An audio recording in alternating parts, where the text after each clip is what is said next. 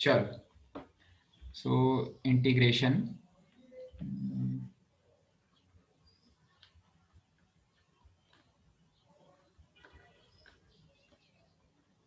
Okay.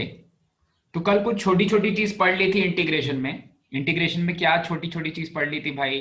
कि अगर मैं कोई फंक्शन लिखता हूं, एफ ऑफ एक्स, और उसका डेरिवेटिव निकाल लेता हूं, फंक्शन का डेरिवेटिव निकाल लेता हूं एफ डैश एक्स, ठीक है?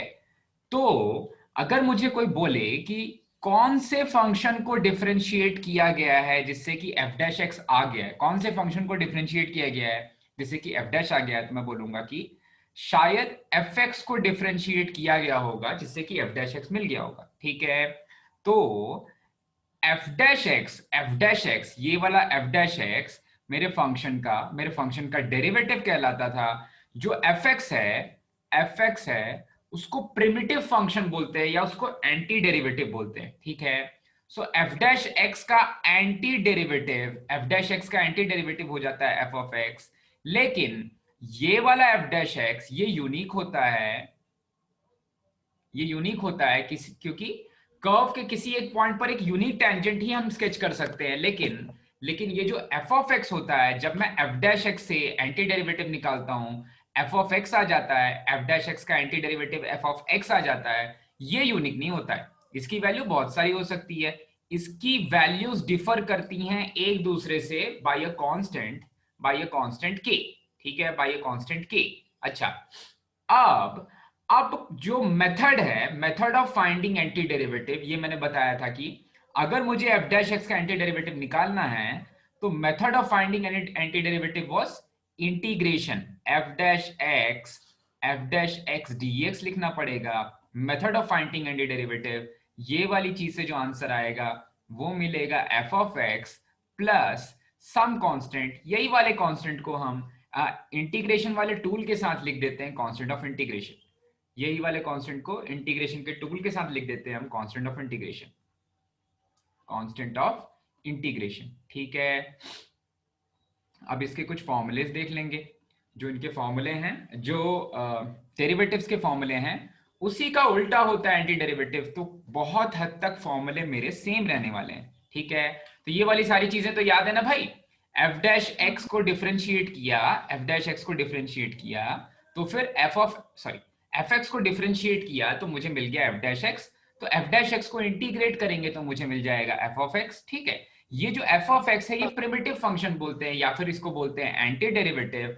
जब हम प्रोसेस ऑफ इंटीग्रेशन यूज करते हैं, जब मैं इंटीग्रल टूल यूज करता हूं, तब जो आउटपुट आता है उसको ये भी बोल सकते हैं कि भाई integral of F dash X DX आ रहा है एफ ऑफ एक्स, ठीक है? F of X is integral of F dash X DX, ठीक है? तो इसको इंटीग्रेट किया गया है। इसका ये वाली जो चीज है, सिंबल ऑफ इंटीग्रेशन, ये टूल है।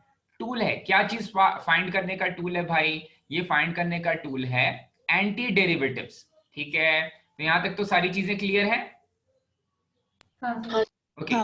अब हमें एक बार याद करना पड़ेगा कि वो सारे के सारे डेरिवेटिव्स क्या हैं जो हम ऑलरेडी डिस्कस कर चुके हैं, ठीक है?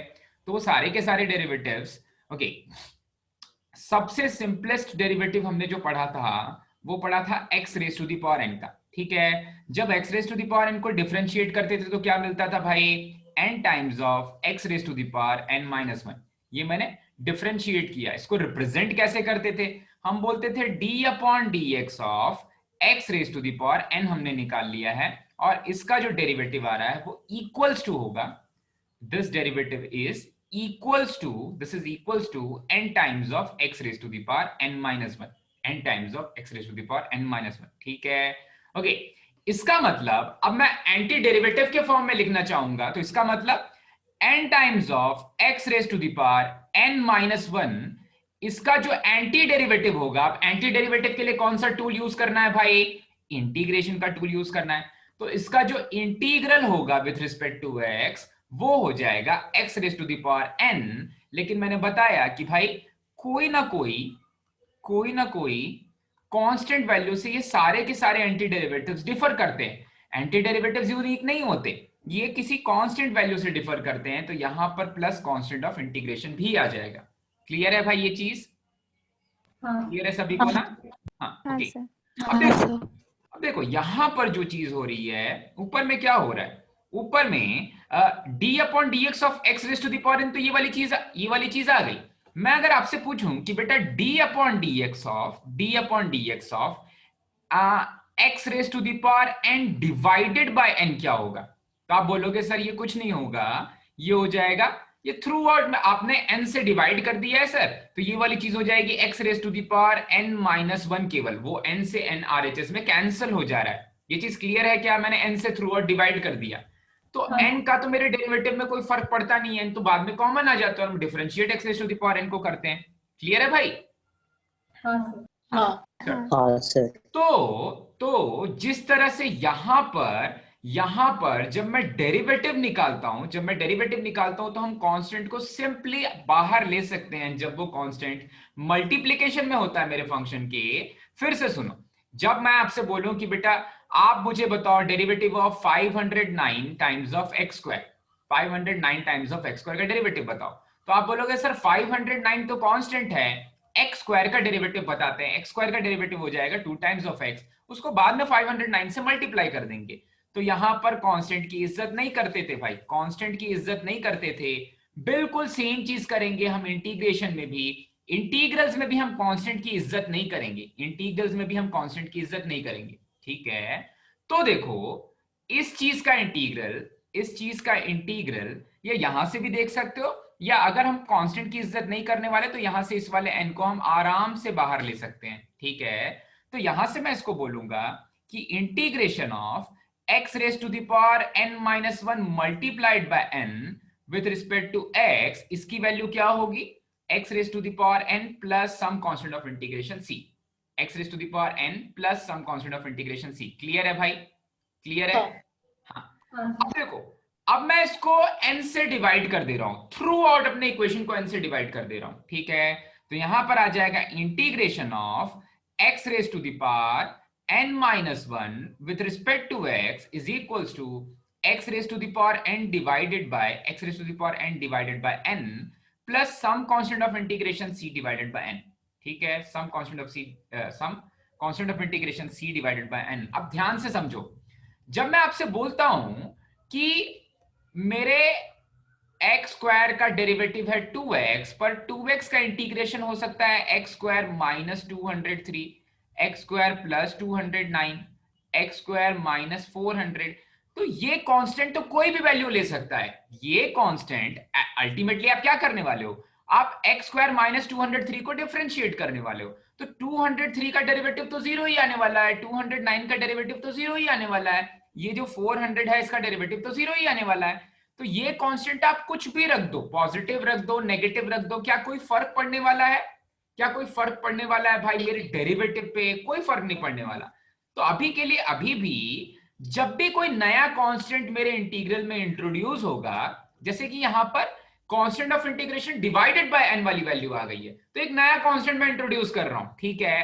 पर ये भी तो एक कांस्टेंट ही है ना, ये भी तो एक कांस्टेंट है, और ये कांस्टेंट एक आर्बिट्री कांस्टेंट जैसा बिहेव कर रहा है भाई। इसकी वैल्यू मुझे नहीं पता, ये कांस्टेंट तो है लेकिन इसकी वैल्यू मुझे नहीं पता। तो अगर वैल्यू नहीं पता, तो c की वैल्यू नहीं पता, तो किसी अननोन वैल्यू को किसी नोन वैल्यू से डिवाइड करोगे तो फाइनली जो वैल्यू आएगी वो अननोन वैल्यू ही होगी, ठीक है?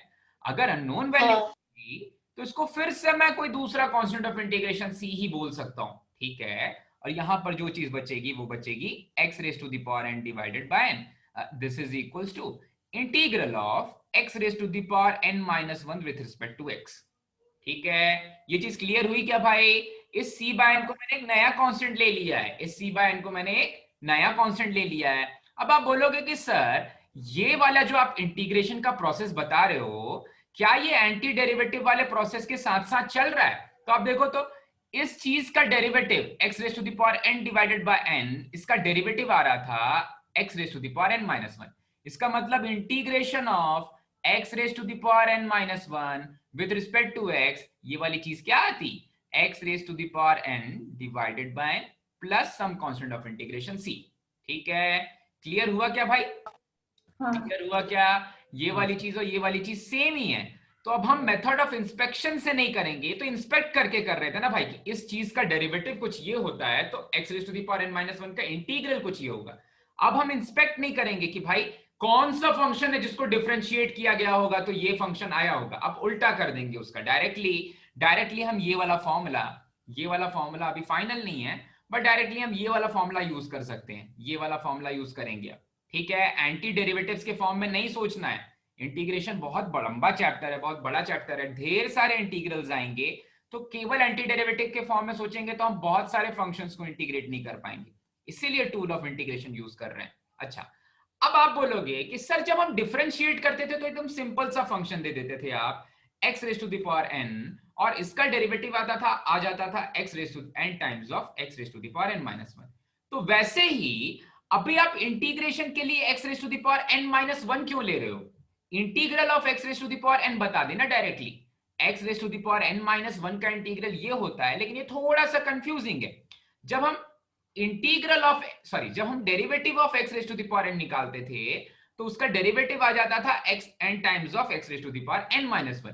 तो इससे अच्छा integral of x raise to the power n-1 निकालने से अच्छा मैं integral of x raise to the power n निकाल लेता हूं। मैं ऐसा बोल दूंगा भाई log ऑफ x का डेरिवेटिव ये होता है और log ऑफ x का इंटीग्रल ये होता है। जैसे मैं बोलूंगा ना, मैं बोलता हूं ना sin ऑफ x का डेरिवेटिव कुछ होता है तो sin ऑफ x का इंटीग्रल ये होता है। ये वाली चीज के लिए मैं केवल अपने फंक्शन को सिंप्लीफाई कर दे रहा हूं। x raise to the power n-1 थोड़ा सा एम्बिगियस है, अभी के लिए उसकी जगह पर x raise to the power n ले लेते हैं। ठीक है, अब इस x raise to the power n-1 को x raise to the power n तक पहुंचाने के लिए क्या करना पड़ेगा भाई? क्या करना पड़ेगा? n को रिप्लेस करना पड़ेगा।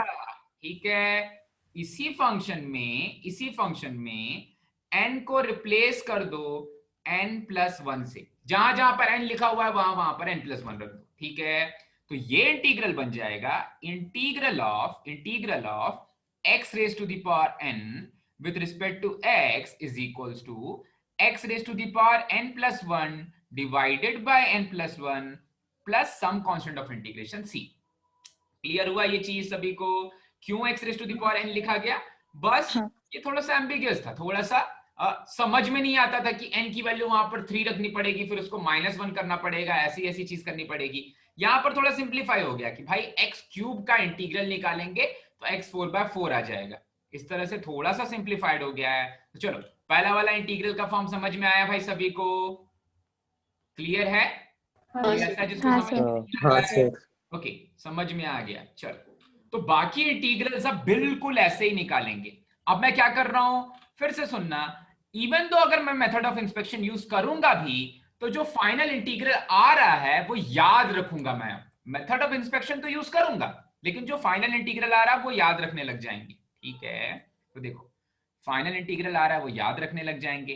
तो अब मैं आपसे पूछूं कि integral of sine of x with respect to x, इसका इंटीग्रल क्या होगा?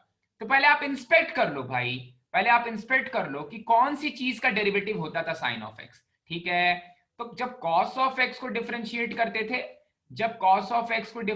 करते थे तो क्या मिलता था? Minus of sine of x मिलता था। तो जब, अब देखो, ये जो कांस्टेंट है, ये -1 भी एक कांस्टेंट ही है, ये -1 भी एक कांस्टेंट है। जैसे यहां पर n एक कांस्टेंट जैसा बिहेव कर रहा था, बिल्कुल वैसे ये -1 भी एक कांस्टेंट जैसा बिहेव कर रहा है।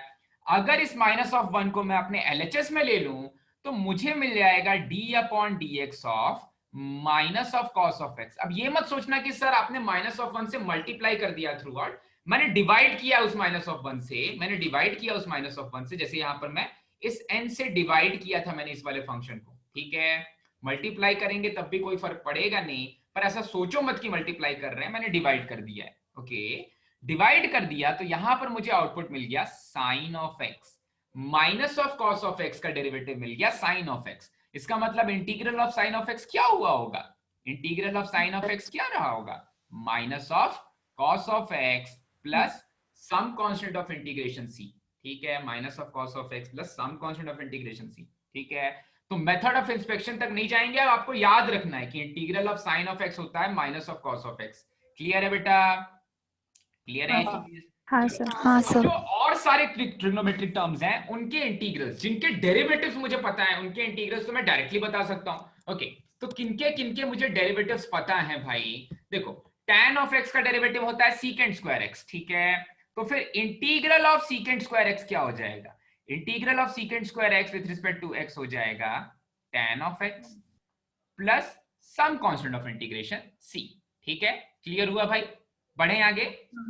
हाँ, उसके बाद इंटीग्रल ऑफ, अब इसी का भाई होता है, इसी का एक जुड़वा भाई है, cosec square x, cosec square x dx. उसका इंटीग्रल क्या होगा अगर मैं आपसे पूछूंगा? तो आप बोलोगे सर, आप बोलोगे सर, जब जब कोसेक एक्स, जब कॉट एक्स को डिफरेंशिएट करते हैं, जब आप d upon D x of cot of x निकालते हैं तो आता है minus of cosec square x. ठीक है, तो इस वाले माइनस से डिवाइड कर देंगे तो minus of cot of x का, minus of cot of x का इंटीग्रल क्या आ जाएगा?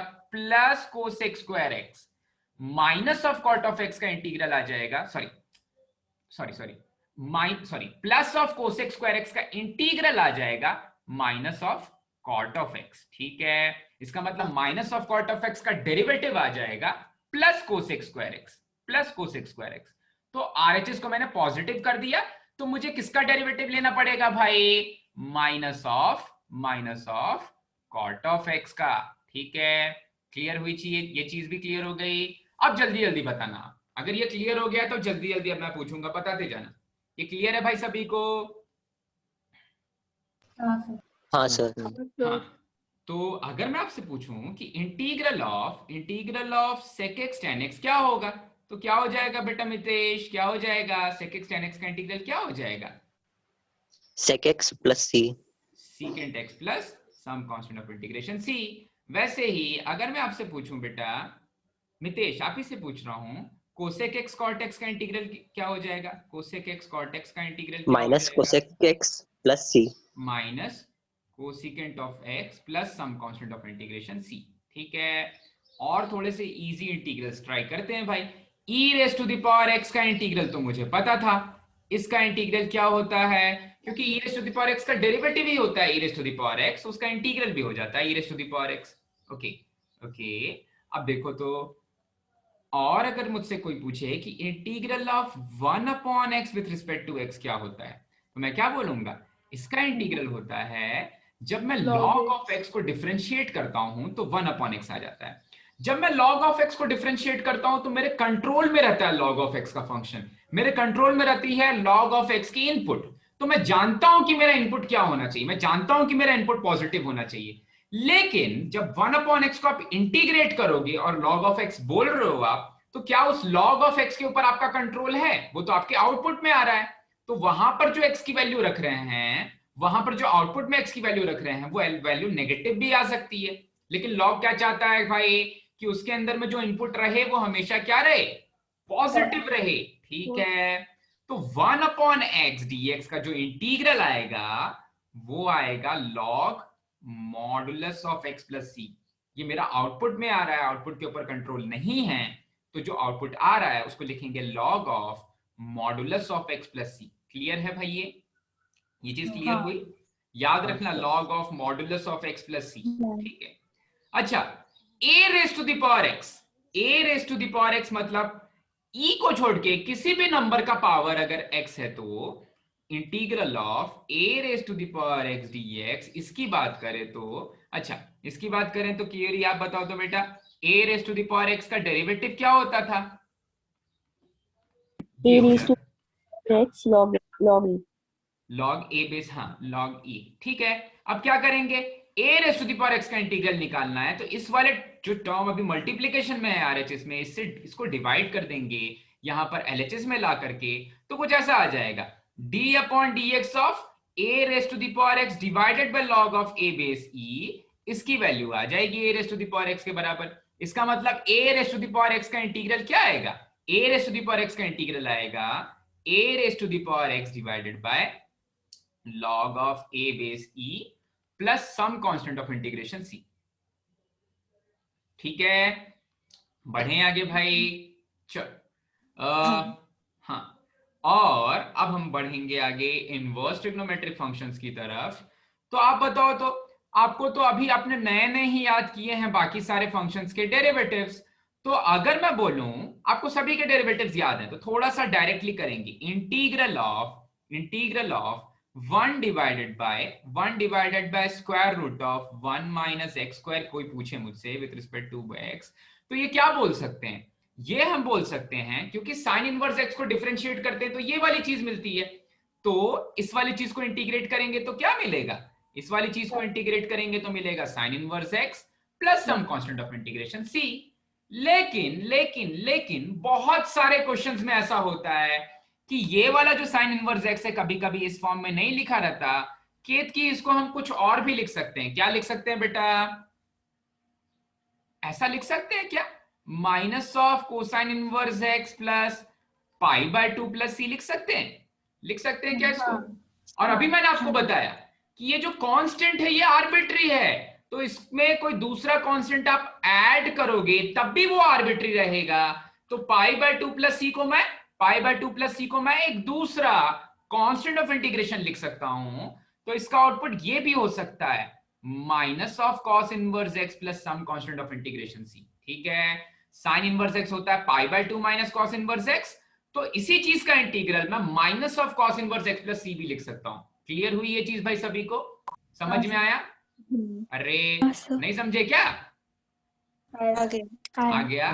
ठीक है।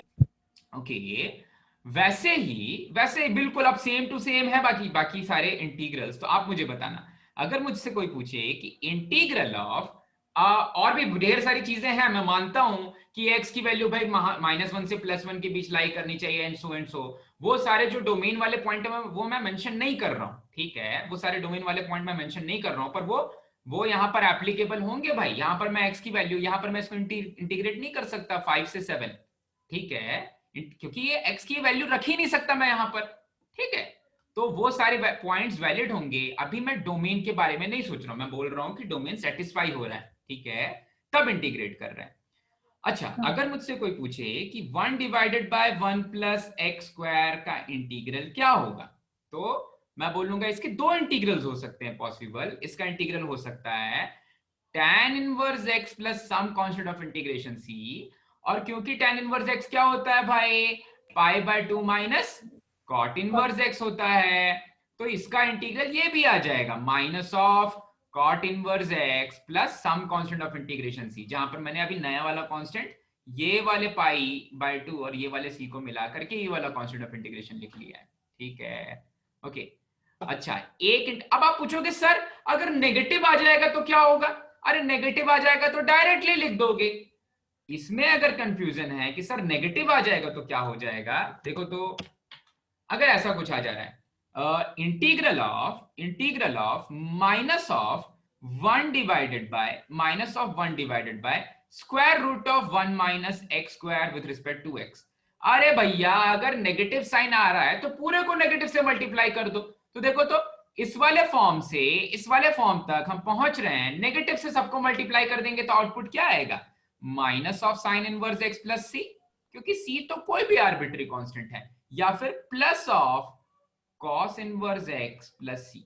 ठीक है, तो ये दोनों आउटपुट साथ साथ ही चल रहे हैं, मैं बार बार नहीं लिख रहा हूं। अगर negative of 1 plus x square आ जाएगा तो minus tan inverse x plus cot inverse x, ये वाला आउटपुट आ जाएगा। क्लियर है भाई सभी को?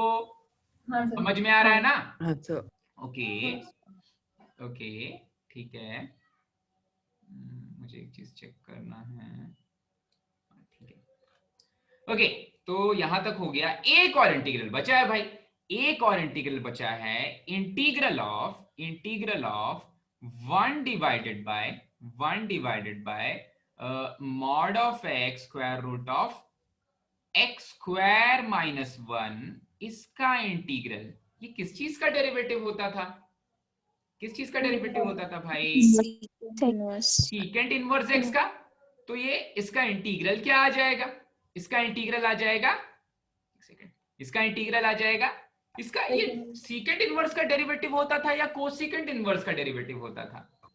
सीकेंट इनवर्स का डेरिवेटिव होता था। ठीक है, तो इसका इंटीग्रल आ जाएगा सीकेंट इनवर्स एक्स। लेकिन एक और चीज ट्रू होगी भाई, सीकेंड इनवर्स एक्स की जगह मैं क्या लिख सकता हूं यहाँ पर, क्या लिख सकते हैं यहाँ पर, pi by 2 minus By 2 minus. Cosecant inverse x plus some constant of integration c. तो इसका इंटीग्रल ये भी हो सकता है, क्या हो सकता है, minus of cosecant inverse x plus c. अब फिर से सुनना, अगर इसको नेगेटिव से मल्टीप्लाई कर देंगे तो minus of 1 divided by modulus of x square root of x square minus 1, इसका इंटीग्रल हो जाएगा minus of secant inverse x या फिर plus of cosecant inverse x plus some constant of integration C.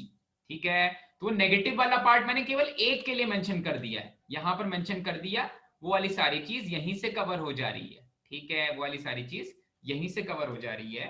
Okay, अब कुछ और काम की बात, ये सारे तो स्टैंडर्ड इंटीग्रल्स हो गए, ये सारे तो स्टैंडर्ड इंटीग्रल्स हो गए। अब मैं आपको ऐसा बोलता हूं कि अगर मुझे चाहिए integration of sine of 405 times of x, इसको इंटीग्रेट करना है विद रिस्पेक्ट टू एक्स। ठीक है, तो आप पहले भूल जाओ कि साइन ऑफ 405 को इंटीग्रेट करना है। हम पहले बात करते हैं कि क्या होता अगर मैं साइन ऑफ 405 को डिफरेंशिएट करता। तो अगर मैं साइन ऑफ 405 को जब डिफरेंशिएट करता था तो इसका डेरिवेटिव आ जाता था 405 times of cosine of 405 times of x, ऐसा कुछ आ जाता था। अच्छा भाई, ठीक है, ऐसा कुछ आ जाता था। तो उस केस में होता क्या था, ये वाली चीज को ध्यान से देखना, 405 times of x, 405 times of x में जो अभी मेरे एक्स के साथ टर्म मल्टीप्लीकेशन में है, सॉरी, जो भी एक्स के साथ मेरा टर्म तो गायब हो गया। ओके, जो अभी एक्स के साथ मेरा टर्म मल्टीप्लीकेशन में है वो एक्चुअली किधर चला जा रहा था भाई, पहले वो मल्टीप्लीकेशन में चला जा रहा था। जो एक्स के साथ टर्म मल्टीप्लीकेशन में है, जब मैं डेरिवेटिव निकाल रहा था तो वो टर्म हाँ, साइन का डेरिवेटिव कुछ निकल रहा था, पर एक्स के बगल में जो टर्म लिखा हुआ है वो मल्टीप्लीकेशन में चला जाता था। ठीक है, अच्छा, अब मैं सोचता हूं कि ऐसा कौन सा फंक्शन हो सकता है जिसको कि डिफरेंशिएट किया गया होगा तो साइन ऑफ 405x आएगा। ध्यान देना, केवल ये इंस्पेक्शन मैं सिखाने के लिए सिखा रहा हूं, इसके बाद से हम इंस्पेक्शन करेंगे नहीं कि भाई कौन से फंक्शन को डिफरेंशिएट किया गया होगा तो ये वाली चीज आई होगी। ठीक है, इसके बाद तो डायरेक्टली बोल देंगे। ओके फाइन, तो देखो तो अगर मैं बोलूं कि मैं ले लेता हूं function cos of 405 times of x, तो इसका डेरिवेटिव तो आप जानते हो, इसका डेरिवेटिव तो ऐसा आ जाएगा भाई 405 times of sine of 405 times of x. ठीक है, तो मुझे तो केवल sine of 405 times of x चाहिए, मुझे ये वाला कांस्टेंट नहीं चाहिए। तो क्या करें भाई, इस वाले कांस्टेंट को इस वाले कांस्टेंट से डिवाइड कर देंगे, तो आउटपुट क्या आ जाएगा, cos of 405 times of x divided by minus भी आएगा ना आगे? cos x का डेरिवेटिव हो जाएगा sin x। ठीक है, ओके, cos x का डेरिवेटिव हाँ, minus of 405 times of sine of x, minus of 405 times of sine of x। ठीक है, तो देखो ये वाले नेगेटिव साइन को तो मैं इंटरटेन कर पाया हूं, जो मैं साइन का इंटीग्रल बताने वाला हूं वो साइन के इंटीग्रल का तो पक्का पक्का output minus of cos of 405x तो लगता है आपको, ऐसा लगता है ना। अभी तो हमने पढ़ा कि साइन का इंटीग्रल क्या दे रहा है, कहां गया भाई, साइन के इंटीग्रल में negative of cos sine x के इंटीग्रल में minus of cos of x तो आता है। अभी हमें ये समझना है कि ये वाला जो कांस्टेंट है, ये वाला जो नेगेटिव वाली वैल्यू है, ये वाला जो 405 है, इस वाली वैल्यू का क्या किया जाए। ठीक है, तो यहां पर अगर मैं इसको डिवाइड कर दूं cos ऑफ 405 डिवाइडेड बाय 405 से, तो इसका आउटपुट आ जाएगा minus of sine of 405 times of x, minus of sine of 405 times of x। और फिर इस वाले नेगेटिव साइन को तो हम ऑलरेडी एंटरटेन कर चुके हैं, ये वाला नेगेटिव साइन साइन की वजह से आ जाता है, ये वाला नेगेटिव साइन इसके डेरिवेटिव की वजह से आ जाता है, तो ये वाला नेगेटिव साइन इधर कहीं आ जाएगा। ठीक है, तो minus of cos of 405 times of x divided by 405, इसकी वैल्यू आ जाएगी, इसका डेरिवेटिव आ जाएगा sine of 405 times of x। ठीक है, तो सीखने वाली बात क्या है, सीखने वाली बात यहां से ये है कि sine of 405 times of x का derivative minus of cos of 405 times of x तो रहता, ठीक है। लेकिन एक एक्स्ट्रा चीज इसके साथ आ जा रही है भाई। कौन सी एक्स्ट्रा चीज आ जा रही है इसके डिनोमिनेटर में? पहले जब मैं डिफरेंशिएट करता था तो वो सारा का सारा जो मल्टीप्लीकेशन होता था, जो कांस्टेंट टर्म होता था इन मल्टीप्लीकेशन टू एक्स, वो क्या होता था, वो मल्टीप्लीकेशन में आ जाता था पूरे के पूरे फंक्शन में। यहाँ पर वो कांस्टेंट टर्म डिवीजन में आ जाएगा, वो कांस्टेंट टर्म डिवीजन में आ जाएगा। तो ऐसा आ जाएगा आंसर। क्लियर हुआ क्या भाई? अब हमेशा डिवाइड कर देंगे। आप कुछ ऐसी वैल्यू दिखेगी तो डिवाइड कर देंगे, ठीक है। बढ़े आगे भाई, ये चीज समझ में आ गई? हाँ सर। एक और चीज, एक और बता दो तो फिर। अगर मुझसे कोई पूछे कि आप बताओ integral of cosine of x divided by 2019 या minus x divided by 2019 with respect to x, चलो तो भाई जल्दी से बताओ तो इस वाले क्वेश्चन का आंसर क्या हो जाएगा बानी? इस वाले क्वेश्चन का आंसर हो जाएगा, हाँ भाई, इस वाले क्वेश्चन का आंसर आ जाएगा। देखो कॉस ऑफ समथिंग का इंटीग्रल क्या होगा? Sine of the same thing, sine of minus of x divided by 2019, ये वाली चीज होगी। कांस्टेंट ऑफ इंटीग्रेशन सी भी आने वाला है, ये वाली चीज भी पक्का पक्का है, करेक्ट। अब देखो तो ये जो मैंने बताया था, जो भी कांस्टेंट है वो डिवीजन में चला जाता है। तो यहां पर जो कांस्टेंट है वो क्या है? यहां पर जो कांस्टेंट है वो है minus of 1 divided by 2019, minus of 1 divided by 2019। Okay, देखो तो ये वाली चीज का फाइनल आउटपुट लिखते हैं भाई। ये वाली चीज का फाइनल आउटपुट क्या आ जाएगा? 2019 multiplied by sine of x divided by 2019 plus some constant of integration c, ठीक है। अब ये नेगेटिव साइन किधर चलेगा भाई? ये नेगेटिव साइन किधर चलेगा भाई? Sine of minus of theta क्या होता है? माइनस साइन थीटा होता है। तो वहां से एक माइनस और नीचे वाला माइनस पॉजिटिव साइन बना दिया। क्लियर है? और एक चीज, cos of minus of theta क्या होता है भाई? कॉस ऑफ थीटा ही होता है। तो कॉस ऑफ थीटा का ही मैं एक्चुअली इंटीग्रल निकाल रहा हूं। तो कॉस ऑफ x अपॉन 2019 का ही मैं इंटीग्रल निकाल रहा हूं। तो वो आउटपुट भी यही आ जाता। अगर नेगेटिव साइन को कंसीडर नहीं करते तब भी आउटपुट बिल्कुल ऐसा ही दिखता, ठीक है। क्लियर हुआ भाई? हाँ, ओके। अब देखते हैं, ये तो हो गए सिंपल जब x के मल्टीप्लीकेशन में, एक लीनियर x के मल्टीप्लीकेशन में कुछ टर्म्स हो। ऐसा नहीं कि ये वाला x क्वाड्रेटिक हो जाए, क्यूबिक हो जाए, तब कुछ और हो जाएगा। cos ऑफ x क्यूब का इंटीग्रल अभी हम नहीं जानते कि क्या होता है, लेकिन cos ऑफ 3x का इंटीग्रल हम जानते हैं, ठीक है। तो अभी ये x केवल लीनियर फंक्शन है, ओके। इस लीनियर फंक्शन के साथ अगर कोई कांस्टेंट आ जाए तब क्या करेंगे? इस लीनियर फंक्शन के साथ अगर कोई कांस्टेंट आ जाए, जैसा कि ऐसा कुछ आ जाए, integral of 1 upon x plus 3 का whole square, integral of 1 upon x plus 3 का whole square with respect to x, ठीक है। तो जब भी आपके पास कुछ ऐसा टर्म हो, कैसा टर्म हो भाई? Some constant k multiplied by x plus some other constant, या px प्लस q का फॉर्म लिख लो इसको। Some constant p multiplied by x plus some other constant q, ठीक है। यहां पर p और q मेरे कांस्टेंट्स हैं, ठीक है। तो इसको आप सिंपली एक दूसरा कांस्टेंट, सॉरी, इसको आप सिंपली एक दूसरा वेरिएबल कैपिटल x लेके सॉल्व कर सकते हो, ठीक है। अब देखो इसका मतलब क्या है, कैपिटल x लेके कैसे सॉल्व कर सकते हैं और बाद में मुझे क्या करना पड़ेगा, ठीक है। तो यहां पर इस चीज का इंटीग्रल x प्लस 3 का होल स्क्वायर, इसका इंटीग्रल दिखेगा कैसा भाई? तो मैं बोल रहा हूं कि x प्लस 3 को अभी आप एक नया वेरिएबल कैपिटल x की तरह ट्रीट करो। अगर इसको मैं नया वेरिएबल कैपिटल x की तरह ट्रीट करता हूं तो ये कुछ ऐसा बन जाएगा, x प्लस 3 का power -2 plus 1 divided by -2 plus 1, ऐसा बनेगा। ये वाली चीज तो क्लियर है, ये वाली चीज तो क्लियर है। फिर देखो आप x का कोफिशिएंट यहां पर क्या है? यहां पर x का कोफिशिएंट क्या है भाई? x का कोफिशिएंट है 1, तो ये वाला 1 नीचे आ जाएगा। यहां पर कोई फर्क नहीं पड़ रहा है, लेकिन अगर x का कोई और कोफिशिएंट रहता तब यहां पर थोड़ा सा फर्क पड़ सकता था, ठीक है। Plus some constant of integration c, तो इसका फाइनल आंसर आ जाएगा -1 डिवाइडेड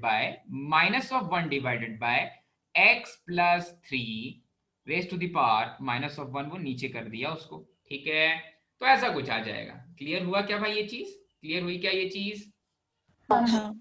अब देखो तो थोड़ा सा लेवल बढ़ाते हैं भाई। अगर कुछ ऐसा हो, अगर कुछ ऐसा इंटीग्रल पूछा जाए, integration of square root of 1 minus 7x, इसका इंटीग्रल बताओ विद रिस्पेक्ट टू x, इसका इंटीग्रल बताओ विद रिस्पेक्ट टू x, ठीक है। तो पहले तो चेक करो कि क्या ये px प्लस क्यू का फॉर्म है। हाँ। px प्लस क्यू का फॉर्म है, ओके। सो इसको इंटीग्रेट करने के लिए क्या करना पड़ेगा? कुछ नहीं करना पड़ेगा, पहले 1 माइनस 7x को एक दूसरे वेरिएबल की तरह ट्रीट करो, बस लेना नहीं है, एज्यूम नहीं करना। अगर दूसरा वेरिएबल ले लेंगे तो फिर ये dx को कोई दूसरे वेरिएबल के फॉर्म में लिखना पड़ेगा। अभी के लिए उसको केवल ट्रीट करो एक दूसरे वेरिएबल की जैसा। तो अंदर में जो भी कुछ लिखा हुआ है उसका पावर है हाफ, ठीक है।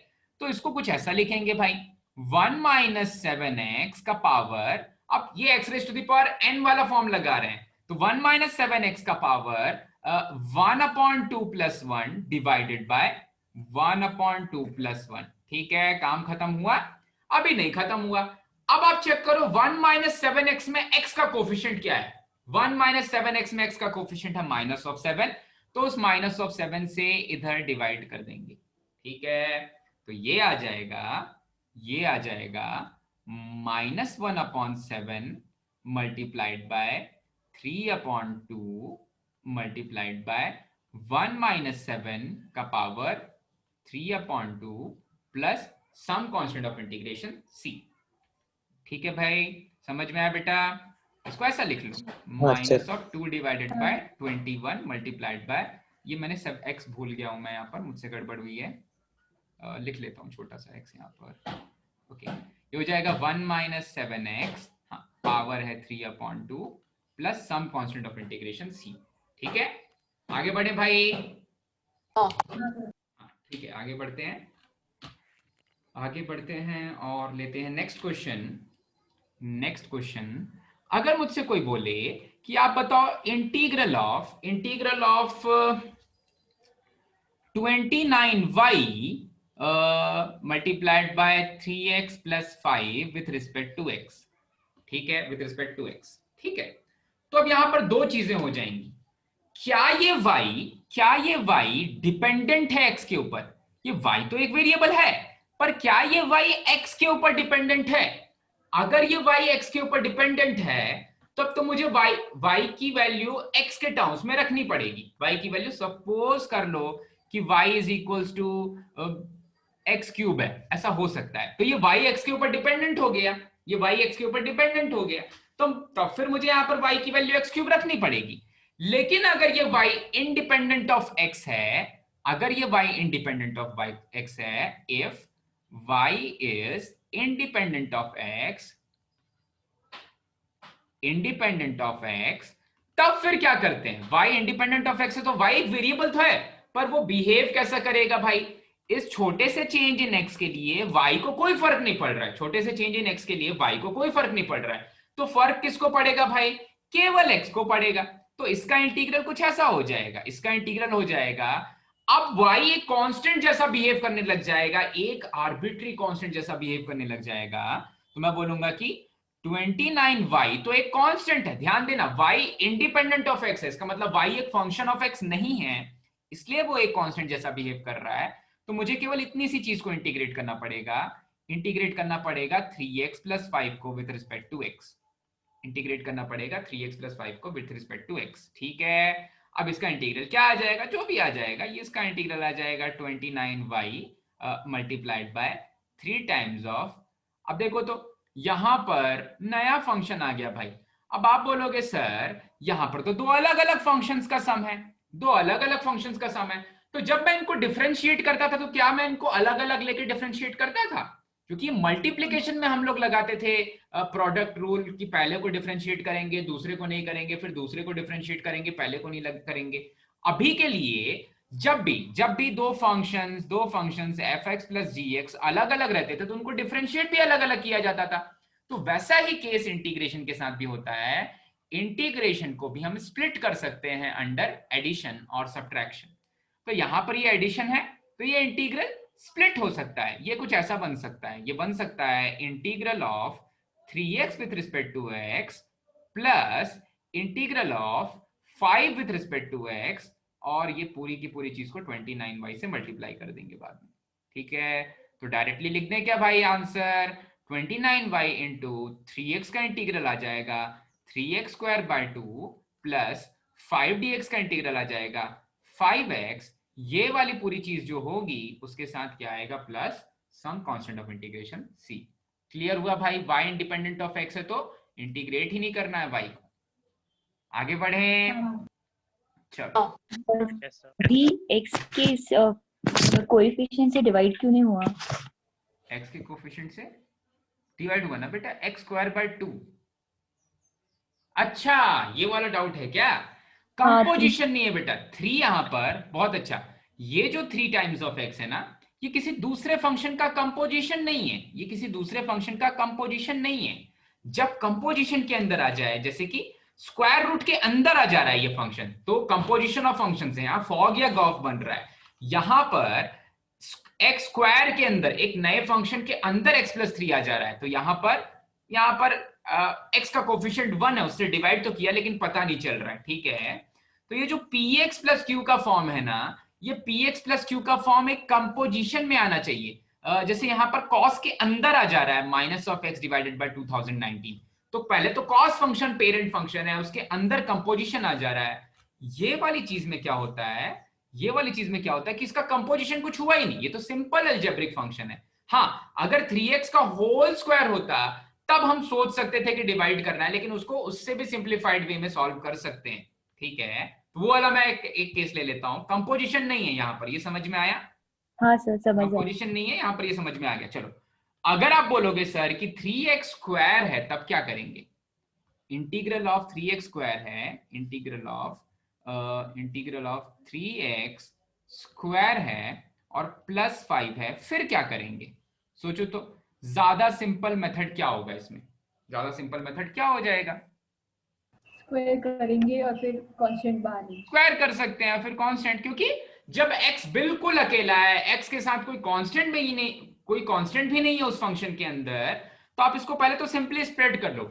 इंटीग्रेशन एडिशन और सब्ट्रैक्शन के अंदर स्प्लिट हो जाता है, तो ये कुछ ऐसा बन जाएगा, ये बन जाएगा 3x स्क्वायर, सॉरी 3x का होल स्क्वायर है, 3x का whole square multiplied by dx plus integration of 5 with respect to x, ऐसा कुछ 5 विद रिस्पेक्ट टू x और 3x square with respect to x। अब आप सोचोगे कि सर इससे भी एक कांस्टेंट ऑफ इंटीग्रेशन आने वाला है। हाँ, उसके पहले आप इसको स्क्वायर करोगे, x बिल्कुल अकेला है, तो यहां पर इसको मैं डायरेक्टली लिख सकता हूं 3 square multiplied by x square का integral, that is x cube divided by 3। ठीक है भाई, क्लियर हुआ क्या? अच्छा, सेम आंसर आएगा ना अगर हम 3x plus 5 whole square upon 6 करेंगे तो सेम ही आंसर आएगा ना, plus c, only c change होगा। लाइक मैं नहीं समझा आपका क्वेश्चन। आप चाहते हो कि जैसे हम 3x से बाद में डिवाइड कर रहे थे वो वाली चीज कर लें? हाँ हाँ ठीक है, पहले वाले क्वेश्चन में 3x प्लस 5 dx इंटीग्रल, पहले वाले क्वेश्चन में क्या कर लें? हाँ इसमें 3x plus 5 whole square upon 2 into 3 करेंगे तो सेम आंसर आएगा ना, ओनली c चेंज होगा।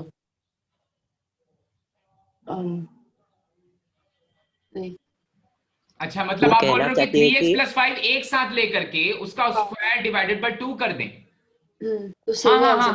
हाँ, वो चीज भी कर सकते हैं। 3x प्लस 5 को एक साथ भी इंटीग्रेट कर सकते हैं, जैसे कि ये स्क्वायर रूट बिहेव कर रहा था बिल्कुल वैसा ही, जैसे कि x प्लस 3 बिहेव कर रहा था बिल्कुल वैसा ही भी कर सकते हैं। ठीक है, करेक्ट है, सेम आंसर आएगा, केवल आपका कांस्टेंट ऑफ इंटीग्रेशन चेंज हो जाएगा। ठीक है, constant of integration 3 times of something आ जाएगा, 5 टाइम्स ऑफ समथिंग आ जाएगा, ऐसा कुछ आ जाएगा। ओके, भूल गया। हाँ, इसको ऐसा लिख लेंगे। अब आप सोचोगे कि सर इधर से एक नया कांस्टेंट ऑफ इंटीग्रेशन आने वाला है, और जब ये 5dx को इंटीग्रेट करेंगे तो इधर से एक नया कांस्टेंट ऑफ इंटीग्रेशन आने वाला है, इधर से एक नया कांस्टेंट ऑफ इंटीग्रेशन आने वाला है। ओके, तो हम ऐसा करते हैं कि जब भी हम इंटीग्रेशन ब्रेक करते हैं ना, तो ये जो सारे कांस्टेंट्स ऑफ इंटीग्रेशन हैं, इनको एक सिंगल कांस्टेंट ऑफ इंटीग्रेशन के फॉर्म में लिख लेते हैं और बाकी जो वैल्यूज मेरी मिल रही हैं उनको एक साथ लिख लेते हैं। बाकी जो वैल्यूज मेरी मिल रही हैं उनको एक साथ लिख लेते हैं। ठीक है, क्लियर हुआ क्या भाई? हाँ Okay. तो जब भी आपके किसी सिंगल वेरिएबल के टर्म के मल्टीप्लिकेशन में x3 दिखे तो आप सिंपली सिंगल वेरिएबल को इंटीग्रेट कर सकते हो। वो रूट x हो सकता है, वो समथिंग समथिंग कुछ और हो सकता है। अच्छा, अगर आपसे मैं पूछूं स्क्वायर रूट ऑफ 3x का इंटीग्रल क्या होगा, स्क्वायर रूट ऑफ 3x का इंटीग्रल क्या होगा, तो स्क्वायर रूट ऑफ 3x का इंटीग्रल क्या होगा विद रिस्पेक्ट टू x? तो इसका इंटीग्रल कैसे लिखेंगे जल्दी से? स्क्वायर रूट ऑफ 3 बाहर लेंगे और स्क्वायर रूट ऑफ x का इंटीग्रल लेंगे। ओके ठीक है, ये कर सकते हैं। स्क्वायर रूट ऑफ 3 बाहर ले लिया और x का जो इंटीग्रल होगा, sorry square root of x का जो इंटीग्रल होगा वो हो जाएगा x raise to the power 1/2 + 1 divided by 1/2 + 1 plus some constant of integration c। ठीक है, तो यहां से क्या मिल जा रहा है? यहां से मिल जा रहा है square root of 3 multiplied by 3/2 multiplied by x raise to the power 3/2 plus some constant of integration c। ठीक है, क्लियर हुआ भाई? अच्छा है, वेरिएबल के मल्टीप्लिकेशन में जब कोई कांस्टेंट दिख रहा है तो उसको बाहर ले लो। अगर ऐसे समझ में आ रहा है, ऐसे इजी लग रहा है तो ये बेटर मेथड है। वैसे तो इस तरह के क्वेश्चंस वो कभी नहीं पूछेंगे, कहीं भी एग्जाम में नहीं पूछेंगे, तो बहुत ही बेसिक्स हैं अभी। चलो, तो यहां तक समझ में आ गया भाई? यहां तक सारी चीजें क्लियर हो गई? हाँ सर। हाँ ठीक है, चलो अब आ जाओ। एक बहुत इंपॉर्टेंट पॉइंट है, बहुत अच्छा पॉइंट है, अपने एनसीईआरटी में लिखा हुआ है। पहले वो वाला पॉइंट डिस्कस कर लेते हैं, वो वाला पॉइंट बोलना क्या चाहता है वो देख लेते हैं। तो आप आ जाओ एनसीईआरटी के पेज नंबर 297 के पॉइंट नंबर 2 पे, जो रिमार्क लिखा हुआ है। ठीक है, वो सेम रिमार्क मैं रिपीट कर देता हूं अगर अभी आपके पास एनसीईआरटी नहीं है तो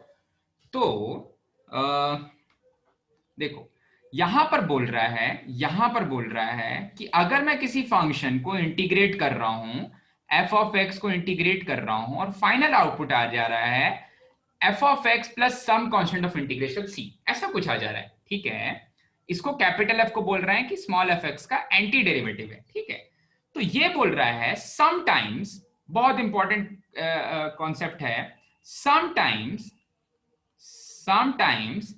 f is not expressible in terms of elementary functions. Sometimes f is not expressible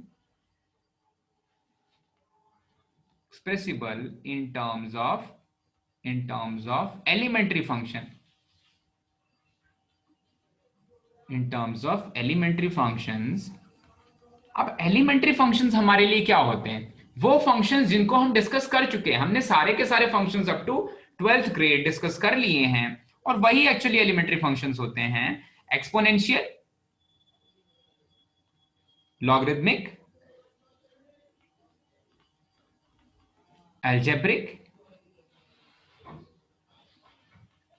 okay, इसके बाद इनवर्स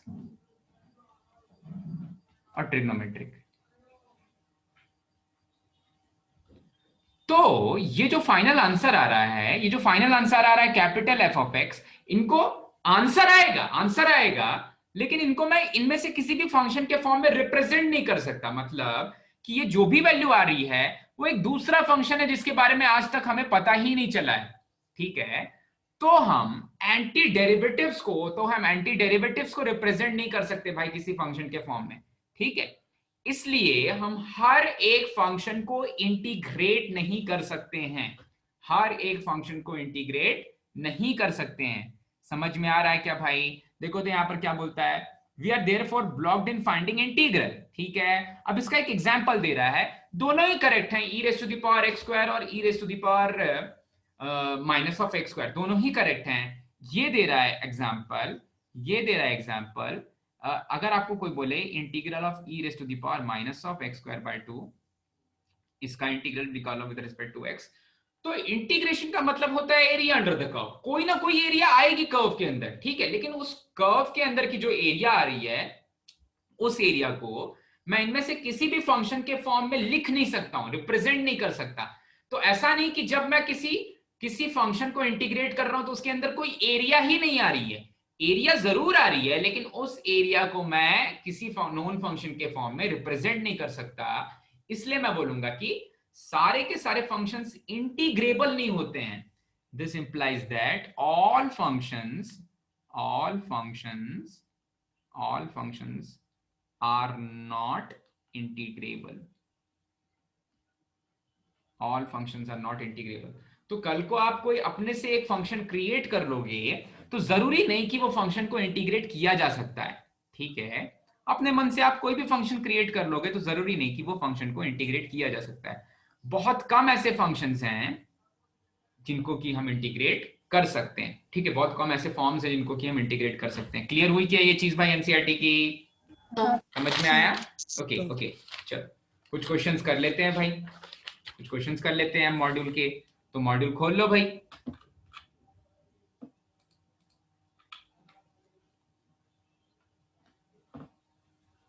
M22.1 ओके। कुछ स्टैंडर्ड इंटीग्रल्स मुझे हमें याद हो गए हैं, तो एक एक दो दो क्वेश्चन करते हुए चलते हैं। ओके, सो इन क्लास एक्सरसाइज का, इन क्लास सभी ने खोल लिया ना भाई मॉड्यूल? इन क्लास एक्सरसाइज का अगर मुझसे कोई बोले कि क्वेश्चन नंबर 4 बताओ, क्वेश्चन नंबर 4 का आंसर बताओ, इन क्लास एक्सरसाइज का क्वेश्चन नंबर 4, तो ये है integral of 7 times of log of x square plus sine of square root of x plus sine of square root of x। अच्छा भाई, this whole thing multiplied by cos t dt, multiplied by cos t dt। अच्छा भाई, तो इसका answer क्या आ जाएगा? तो देखो, तो उसके बाद साफ साफ लिख रहा है where variable x is independent of t, variable x is independent of t। तो क्या करेंगे भाई, ये सारी की सारी चीज कांस्टेंट है, हाँ, तो इसको ले लेंगे common, log of x square लिखेंगे, sine of square root of x लिखेंगे। अच्छा भाई, और इंटीग्रेट कर देंगे cos ऑफ t dt को केवल, और cos ऑफ t dt का इंटीग्रल क्या आ जाएगा? sin t आ जाएगा। तो ये आ जाएगा answer 7 log x square plus sine square root of x multiplied by cos t का integral sine of t plus some constant of integration c। ठीक है, क्लियर हुआ बेटा?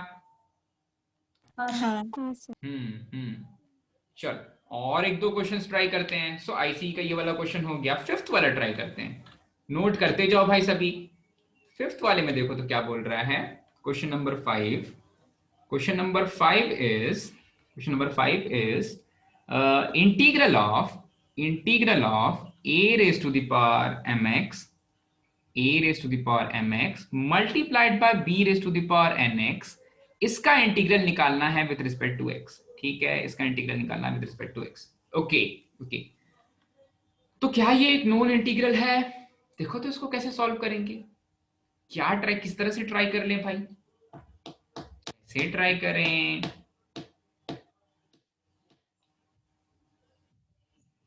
कोई हिंट? ये कुछ ऐसा है, integral of a raised to the power m multiplied by b raised to the power n का होल पावर x dx। ऐसा ही है बेटा? चलो बोलो तो नेहा, इसके बाद क्या लिख लें? A constant raise to the power x का इंटीग्रल क्या होता है? Constant raise to the power x का इंटीग्रल होता है Neha, raised to the power x into log of e to the base constant, log of a raised to the power n multiplied by b raised to the power n। Into होगा या division में होगा वो बताना आप, ठीक है, integration है। b raised to the power n, हाँ, raised to the power x divided by log of a raised to the power m multiplied by b raised to the power n, ठीक है, plus some constant of integration c। अब आप सोचोगे ये वाला formula कब बताया सर ने? ये वाला फॉर्मूला तो बताया ही नहीं आज। नहीं भाई बताया है, किधर बताया है? ये बताया है, यही वाला फॉर्मूला का यूज हुआ भाई। देखो तो वो अंदर में जो a बैठा हुआ है ना, अंदर में a raised to the power n और b raised to the power m है ना, वो एक कांस्टेंट की तरह बिहेव कर रहे हैं। तो यही वाला फॉर्मूला यूज किया भाई, जो a यहाँ बैठा हुआ है उसी का पावर x है, उसी का लॉग ले लिया। तो देखो तो यहाँ पर वो दोनों कौन थे? यहाँ पर वो दोनों थे a raised to the power m और b raised to the power n। फिर से सोचो x मेरा वेरिएबल है, m और n वेरिएबल्स नहीं हैं, ये सब के सब कांस्टेंट हैं। तो तो जो a अंदर बैठा हुआ था उसी a का पावर, सॉरी यहाँ पर बैठा हुआ था उसी a का पावर ले लिया और उसी a का लॉग ले लिया। क्लियर हुआ भाई सभी को? क्लियर हुआ क्या? चलो एक दो क्वेश्चंस और कर लेते हैं, फिर हम पेपर डिस्कशन कर लेंगे भाई, सीटी और जेई वाला। ओके ठीक है, तो जल्दी से कुछ अच्छे क्वेश्चंस इसमें से करते हैं। अगर मुझसे कोई बोले कि, चलो एक एक करके करते हैं। हाँ, मुझसे कोई बोले कि क्वेश्चन नंबर 7, ये क्या हो गया,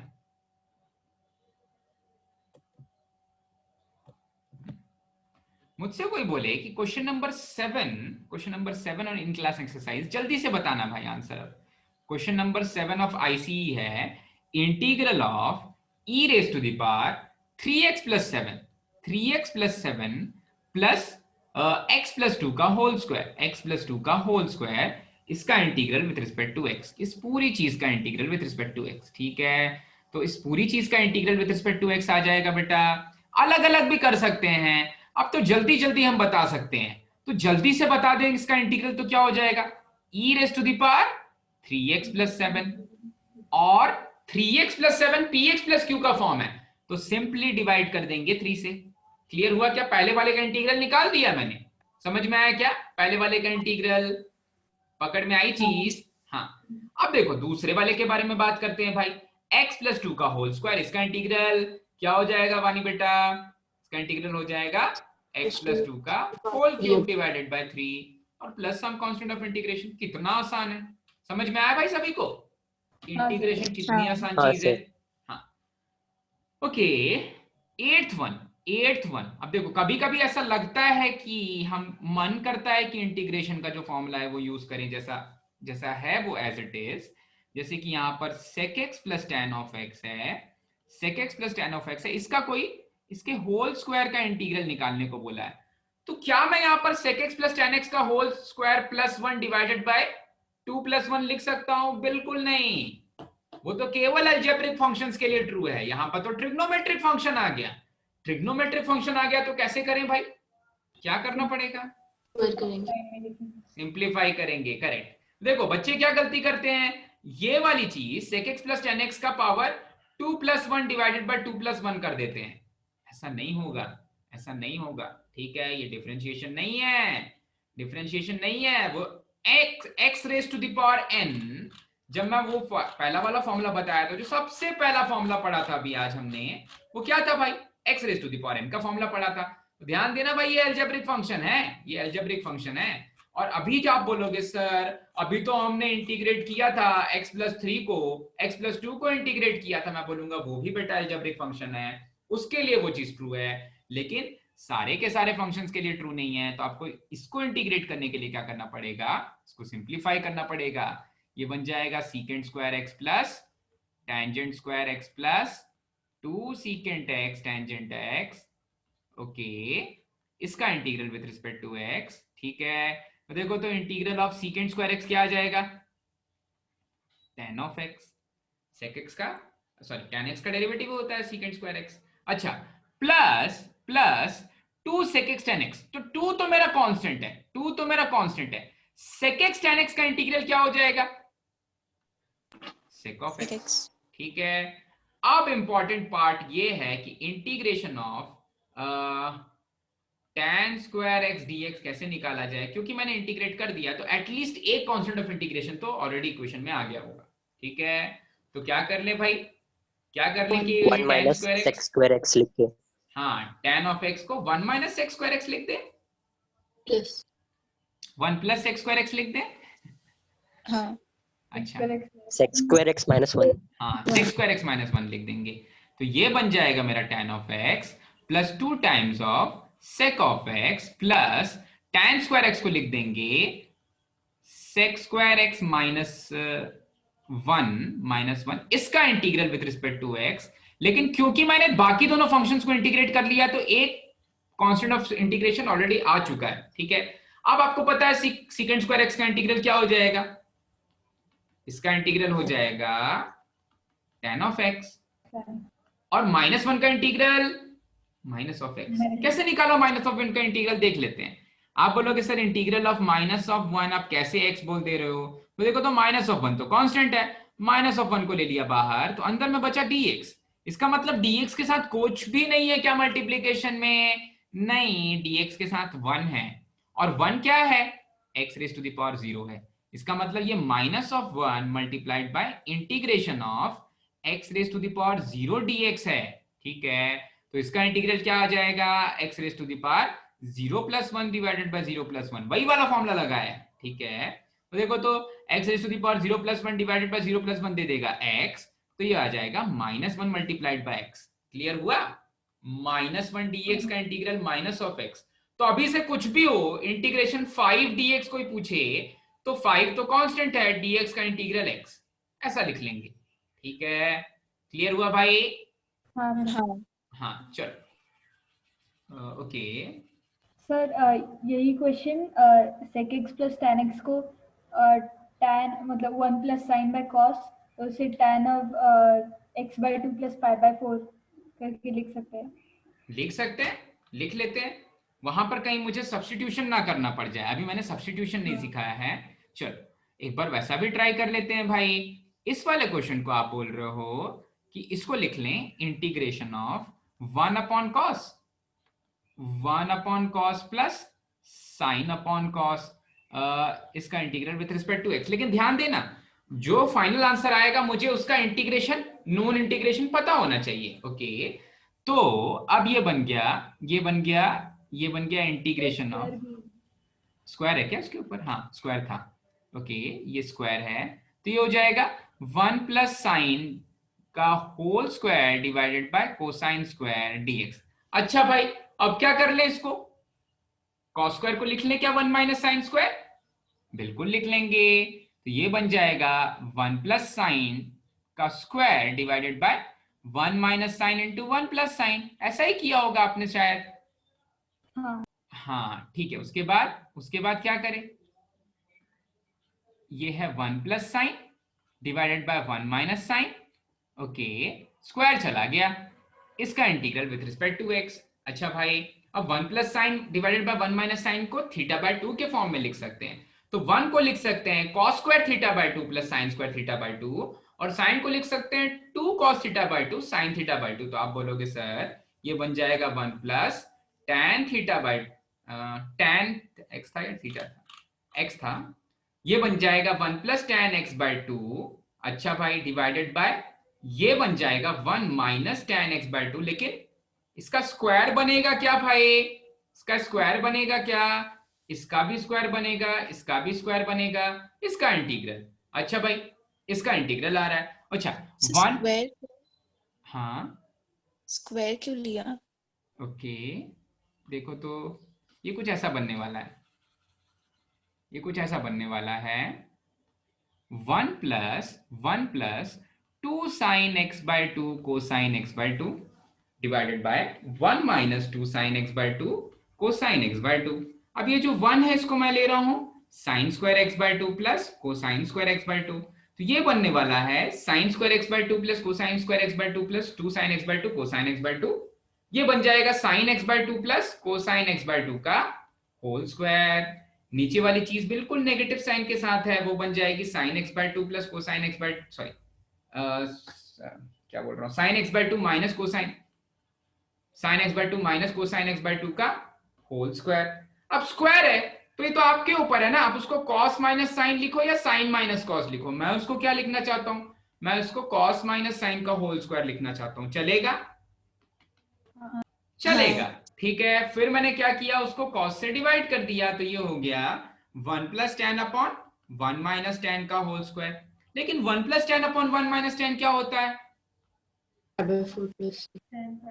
tan of pi by 4 plus x by 2। एकदम स्टार्टिंग में बताया था पिछले साल, नहीं पिछले चैप्टर में ही, कि जब भी आपको ये वाला फॉर्म दिखेगा तो उसको आप डायरेक्टली भी ले सकते हो, tan ऑफ पाई बाय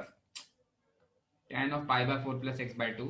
और देखो यहां से इसको मैं डायरेक्टली ले सकता हूं, ये इंटीग्रल आ जाएगा tan of pi by 4 plus x by 2 का whole square with respect to x। अब tan स्क्वायर x को इंटीग्रेट करने के लिए क्या करना पड़ेगा? इसको लिखना पड़ेगा secant square pi by 4 plus x by 2 -1, इस वाले -1 के लिए तो x आ जाएगा, इस वाले सॉरी tan स्क्वायर x को secant स्क्वायर, इस वाले sec of pi by 4 plus x by 2 को लिखना पड़ेगा tan ऑफ, इसका इंटीग्रल लिखना पड़ेगा tan of pi by 4 plus x by 2, और x बाय 2 के लिए क्या करना पड़ेगा भाई, 1/2 से, हाँ 1/2 से डिवाइड करना पड़ेगा और 1/2 से मल्टीप्लाई करना पड़ेगा, plus some constant of integration c। अब जब आप इसको सिंप्लीफाई करोगे तो कुछ ऐसा ही दिखने लग जाएगा, ठीक है, कहां पर निकाला, एक सेकेंड, ये कुछ ऐसा दिखने लग जाएगा, 2 times of tan of x plus secant of x minus x plus some constant of integration c, ठीक है। अब आप ध्यान से सुनना मेरी बात, जो भी हमारा आंसर आएगा लास्ट में, ये वाली चीज बिल्कुल आइडेंटिकल होगी उसके लिए, केवल वो डिफर करते हैं किस चीज से भाई, केवल मेरे एंटी डेरिवेटिव्स डिफर करते हैं कांस्टेंट से। तो जो भी आंसर आने वाला है ना, जो भी आंसर आने वाला है इसको सॉल्व करके, उसमें फिर से ये प्लस सी ही चेंज होगा। हो सकता है कि यहां पर 2 times of tan of pi by 4 आ जाए, तो tan ऑफ पाई बाय 4 को प्लस सी कंज्यूम कर लेगा, लेकिन x के टर्म्स में जो भी कुछ आ रहा है वो बिल्कुल ऐसा ही दिखेगा, ठीक है, x के टर्म्स में जो भी कुछ आ रहा है वो बिल्कुल ऐसा ही दिखेगा। क्लियर हुआ क्या बेटा? ओके, बट ऑब्वियसली ये वाला फॉर्म उससे काफी ज्यादा इजी है, क्योंकि secant स्क्वायर और secant स्क्वायर का मुझे इंटीग्रल पता है, तो हम कभी भी यहां तक नहीं पहुंचेंगे, कभी भी इतना दूर तक नहीं जाएंगे, ठीक है। ओके, अब आप बोलोगे कि सर कहां पर इतना दूर तक जाना पड़ेगा भाई, कहां पर हम इतना दूर तक जाएंगे? तो इसके लिए आप एक क्वेश्चन देखो, आपका मनपसंद क्वेश्चन नंबर 13 देखो बेटा, question number 13 of homework exercise, question number 13 of homework exercise देख लेते हैं भाई। वहां पर कैसे सॉल्व करेंगे, वहां पर गड़बड़ हो सकती है क्या? वहां पर तो ऐसा कोई tan स्क्वायर या secant स्क्वायर का फॉर्म नहीं बन रहा है। देखो क्वेश्चन नंबर 13 क्या है होमवर्क एक्सरसाइज का, वहां पर बिल्कुल सेम चीज अभी जो केतकी ने बोला वही करना पड़ेगा।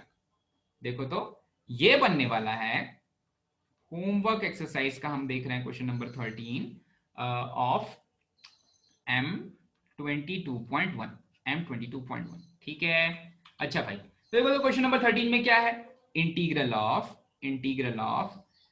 tan inverse of secant of x plus tangent of x, secant of x plus tangent of x, और इसको इंटीग्रेट करना है विद रिस्पेक्ट टू x, और x की वैल्यू लाई कर रही है -π/2 से लेकर के +π/2 तक, ठीक है। π/2 ही है ना, हाँ π/2 ही है, ठीक है। अच्छा भाई, तो अभी तो हमने पूरी कहानी देख ली थी, secant x plus tangent x एकदम लास्ट में कैसा कन्वर्ट हो जाता है, एकदम लास्ट में कैसा कन्वर्ट हो जाता है, tan of tan of pi by 4 plus x by 2. tan of pi by 4 plus x by 2। तो अब मैं ये चीज डायरेक्टली लिख रहा हूं, ये मत बोलना ये वाली चीज कहां से आ गई भाई, मैंने सिखा दिया है, इसको हमेशा के लिए याद कर लो, ये क्या बन जाता है, tan of pi by 4 plus x by 2, ठीक है। तो ये है integral of tan inverse of Falguni, tan inverse of tan of pi by 4 plus x by 2, ठीक है, इसका integral with respect to x। अच्छा भाई, अब देखो तो tan इनवर्स ऑफ tan को मैं लिखना चाहता हूं pi by 4 plus x by 2, लेकिन उसके पहले चेक करना पड़ेगा क्या, -π/2 से +π/2, ये pi by 4 plus x by 2 लाई कर रहा है कि नहीं, बिल्कुल चेक करना पड़ेगा। तो देखो तो x की वैल्यू यहां से यहां तक है, इसका मतलब x by 2 की वैल्यू किधर से किधर लाई कर रही है भाई, -π/4 से +π/4 तक। तो जब आप इसमें π/4 ऐड कर दोगे तो x प्लस π/4 की वैल्यू 0 to π/2 लाई कर रही है, बिल्कुल लाई कर रही है 0 to π/2। तो ये तो tan इनवर्स का प्रिंसिपल वैल्यू रेंज है, तो फिर यहां से सिंपली बाहर निकाल सकते हैं इसको। तो ये ऐसा बाहर निकाल दिया, integral of π/4 plus x by 2, इसका integral with respect to x। π/4 के लिए क्या लिखेंगे, π/4 लिखेंगे, x by 2 के लिए क्या लिखेंगे भाई, x²/4 लिखेंगे, और plus some constant of integration c आ जाएगा। क्लियर हुआ? हाँ सर। ठीक है। अच्छा, अब कभी कभी मुझे खुद से कुछ इनपुट्स देने पड़ते हैं, तो कुछ क्वेश्चंस ऐसे भी हैं होमवर्क एक्सरसाइज के कुछ क्वेश्चंस और डिस्कस कर लेते हैं। अब इतना कर ही लिया है तो क्लास तो एक्सटेंड होगी भाई, क्लास एक्सटेंड हो जाएगी क्योंकि पेपर भी डिस्कस करना है। ओके सो एक क्वेश्चन देखते हैं, क्वेश्चन नंबर 10। ये आपके ऊपर है, जब सीईटी का डिस्कशन हो तो आप जा सकते हो, जब जेई का डिस्कशन हो तो बाकी बच्चे जा सकते हो, मैं किसी को प्रेशराइज नहीं कर रहा हूं। ओके क्वेश्चन नंबर 10 देख लेते हैं। क्वेश्चन नंबर 10 देख लेते हैं, किसका भाई? होमवर्क एक्सरसाइज का। अब देखो ये बिल्कुल अकेला बैठा हुआ है, यहां पर चीजें बिल्कुल अकेली हैं। tan ऑफ x बैठा हुआ है न्यूमरेटर में, किसी का इंतजार कर रहा है, और secant x plus tangent x denominator में बैठे हुए हैं, ये भी किसी का इंतजार कर रहे हैं।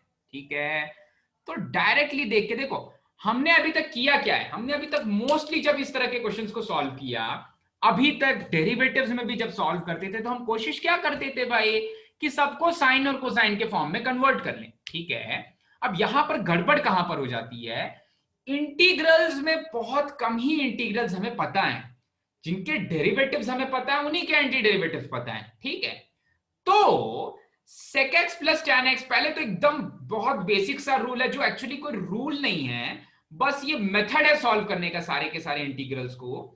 जब भी मैं किसी चीज को इंटीग्रेट करूंगा तो जितना छोटा होगा मेरा डिनोमिनेटर उतना अच्छा है।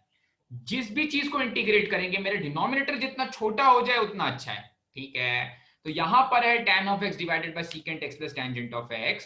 अब मैं कोशिश करता हूं कि मेरा डिनोमिनेटर छोटा कितना छोटा हो सकता है।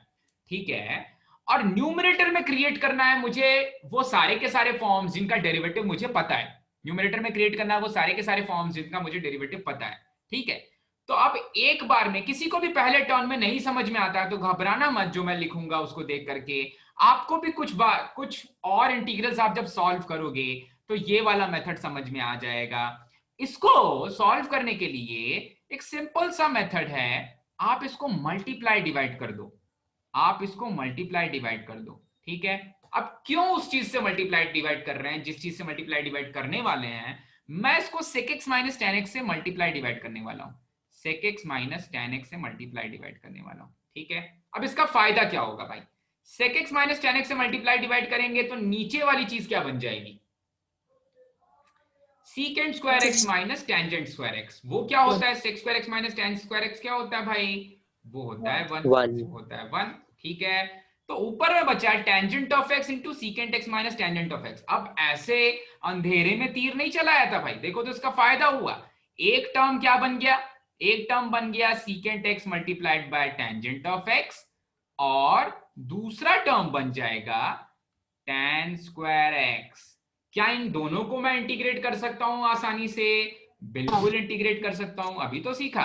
Secant x plus tangent x का तो डायरेक्ट इंटीग्रल है भाई, सीकेंट ऑफ x dx, और माइनस tan स्क्वायर x को इंटीग्रेट करने के लिए क्या करेंगे भाई, integral of secant square x minus 1 ले लेंगे, इसको इंटीग्रेट कर देंगे विद रिस्पेक्ट टू x, तो ये वाली चीज आ जाएगी सीकेंट x। यहाँ dx नहीं लिखना होगा मुझे, ये मैंने गड़बड़ लिखा है। हाँ, यहां पर आ जाएगा secant of x minus sec square x का integral tangent of x minus 1 का integral plus x plus some constant of integration c। ठीक है, क्लियर हुआ भाई? हाँ क्लियर हुआ? चलो एक लास्ट क्वेश्चन कर लेते हैं, इसके बाद हम डिस्कस करेंगे पेपर।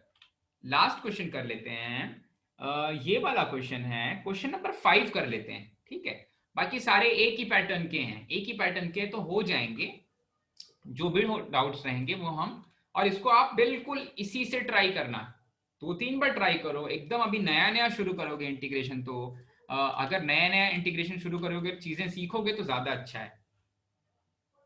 ठीक है, क्वेश्चन नंबर 5 देखते हैं। Okay, question number 5 of homework exercise, question number 5 of homework exercise. Okay, ये बोल रहा है कि मुझे चाहिए integration of sin 4x divided by sin x, sin of 4x divided by sin of x। ठीक है, इसको इंटीग्रेट करना विद रिस्पेक्ट टू x। अब अभी मैंने आपको ट्रिक बताई कि जब भी आप किसी चीज का इंटीग्रल फाइंड करो और वो नॉन इंटीग्रल नहीं है, कोशिश करो आपका डिनोमिनेटर जितना छोटा हो सके उतना छोटा कर दो। तो आपको पता है कि डिनोमिनेटर को छोटा करने के लिए एक रास्ता है, वो रास्ता क्या है भाई, sin 4x को ब्रेक करें, 2 sin 2x कोसाइन 2x। अच्छा, फिर एक बार ब्रेक हो सकता है क्या sin 2x? हाँ फिर एक बार ब्रेक हो सकता है, ठीक है। नीचे बैठा हुआ है sin of x। अच्छा भाई, इसको लिखा मैंने 4 sin x into cosine x multiplied bye cosine 2x divided by sine of x divided bye sine of x। ये वाला स्टेप समझ में आया क्या आप लोगों को? क्या किया मैंने? हाँ पकड़ में आ गई ना चीज? समझ में आया ना बेटा सभी को? अब उड़ा दो साइन ऑफ x। फायदा क्या हुआ इससे? डिनोमिनेटर में कुछ नहीं बचा, डिनोमिनेटर में अब कुछ भी नहीं बचा। जो भी बचा वो केवल न्यूमरेटर में बचा है, ठीक है। जो भी बचा है वो केवल न्यूमरेटर में बचा है। तो ट्रिक क्या थी भाई? डिनोमिनेटर को जितना जल्दी नलीफाई करो, डिनोमिनेटर में कुछ नहीं रहना चाहिए। कोशिश करो एकदम छोटा डिनोमिनेटर बच जाए या फिर डिनोमिनेटर में कुछ भी ना रहे, तो वो फंक्शन आसानी से इंटीग्रेट हो सकता है, ठीक है। लेकिन अब न्यूमरेटर में बचा है 4 cos x multiplied by cos 2x, इसको इंटीग्रेट करना है विद रिस्पेक्ट टू x, ठीक है। तो जब भी कभी ट्रिग्नोमेट्रिक फंक्शंस मल्टीप्लिकेशन में आ जाएं, आप उनको सम ऑफ एंगल्स या डिफरेंस ऑफ एंगल्स के फॉर्म में ब्रेक कर सकते हो। फिर से सुनना, अभी तक मैंने आपको कहीं पर भी मल्टीप्लिकेशन ऑफ फंक्शंस का इंटीग्रल नहीं बताया। यहां पर ये दोनों फंक्शंस मल्टीप्लिकेशन में है ना भाई, cos of x into cost. अरे 4 की तो इज्जत करनी ही नहीं है भाई। 4 क्या है मेरा? 4 तो मेरा कांस्टेंट है, तो 4 की तो इज्जत करनी नहीं है। अंदर में जो चीज बची है उसकी इज्जत करनी है। cos x into cos 2x, इसको इंटीग्रेट करना है विद रिस्पेक्ट टू x। तो आप ऐसा सोचो, इसको मैं चाहता हूं जिस भी फंक्शन को मैं इंटीग्रेट करूं जो ट्रिग्नोमेट्रिक फंक्शन हो, अगर cos साइन के फॉर्म में हो तो बिल्कुल अकेला हो, अगर tan और sec के फॉर्म में हो तो कैसा हो? सीकेंट स्क्वायर या टेंजेंट स्क्वायर के फॉर्म में हो, या फिर sec x multiplied bye tan of x के फॉर्म में हो। क्लियर है ये चीज? 6 ही तो ट्रिग्नोमेट्रिक फंक्शंस हैं। अगर साइन कॉस है तो बिल्कुल अलग अलग होने चाहिए। अगर सीकेंट और टेंजेंट है तो टेंजेंट और सीकेंट का स्क्वायर रहना चाहिए, तब उसको आसानी से इंटीग्रेट कर सकते हैं, या फिर सीकेंट मल्टीप्लाइड बाय टेंजेंट होना चाहिए। ये चीज पकड़ में आ रही है? मैं लिख दूं कहीं पर? नहीं आ रहा समझ में? चलो लिख देते हैं। देखो, साइन और कॉस, साइन एक्स और कॉस ऑफ एक्स अकेले अकेले, अकेले अकेले, ठीक है, अकेले अकेले रहने चाहिए। अच्छा, टेंजेंट और टेंजेंट ऑफ एक्स और सीकेंट ऑफ एक्स, इसका स्क्वायर होगा तो चलेगा, इसका स्क्वायर होगा तो, इसका स्क्वायर होगा तो चलेगा। अच्छा, और ये वाली चीज सीकेंट एक्स और टेंजेंट एक्स, इसका मल्टीप्लीकेशन, इनफैक्ट tan और sec की जगह मैं ये वाली चीज भी लिख सकता हूं, cot और कोसेक, इनका अगर स्क्वायर होगा तब भी चलेगा, या फिर सीकेंट मल्टीप्लाइड बाय टेंजेंट हो, या फिर कोसीकेंट मल्टीप्लाइड बाय को टेंजेंट हो, ये वाली चीज हो तब भी चलेगा, ठीक है। तो ये सारे फॉर्म्स को ट्रिग्नोमेट्रिक फंक्शंस के मैं आसानी से इंटीग्रेट कर सकता हूं। समझ में आई ना बात बेटा? समझ में आया ना सभी को? चलो ओके, अभी के लिए इसकी तरफ ध्यान देते हैं भाई। अब इसको अलग अलग कैसे करें? cos x और cos 2x को अलग अलग करने के लिए क्या करना पड़ेगा भाई? cos x और cos 2x को अलग अलग करने के लिए क्या करना पड़ेगा? cos cd, हाँ, क्या फॉर्मूला लगेगा यहाँ पर? मतलब cos c plus cos d वाला फॉर्मूला उल्टा लगाएंगे। ओके, देखो तो cos a plus b plus cos a minus b क्या दे देता है? ये देता है cos a cos b minus sin a sin b minus cos a cos b plus sin a sin b minus, यहां से sin sin ही आ जाएगा। तो cos a plus b cos a minus b को सब्ट्रैक्ट नहीं कर सकते, लेकिन अगर ऐड कर देते हैं cos a plus b cos a plus b plus cos a minus b, इसको ऐड कर देते हैं तो साइन वाला टर्म तो गायब हो जाएगा। तो बचेगा क्या?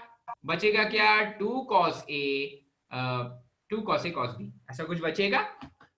हाँ, तो अब सोच के बताओ कि यहां पर एक 2 इसको चाहिए क्या? एक 2 दे दें क्या? इसको दे देते हैं, एक 2 दे देते हैं, बाहर से एक 2 ला करके इसको दे देते हैं, जरूरत है बेचारे को। 2 दे दिया, इधर बचा cos ऑफ x और cos 2x, ठीक है। अब आपके लिए फायदा है भाई, cos a माइनस b में आपको ये नहीं चेक करना है कि कौन सा पॉजिटिव हो रहा है कौन सा नेगेटिव हो रहा है, क्योंकि cos ऑफ माइनस थीटा तो cos थीटा ही होता है। तो अब बताओ तो 2 cos a cos b क्या हो जाएगा? cos of this plus this, हाँ बोलो, cos 2 cos a cos b क्या हो जाएगा?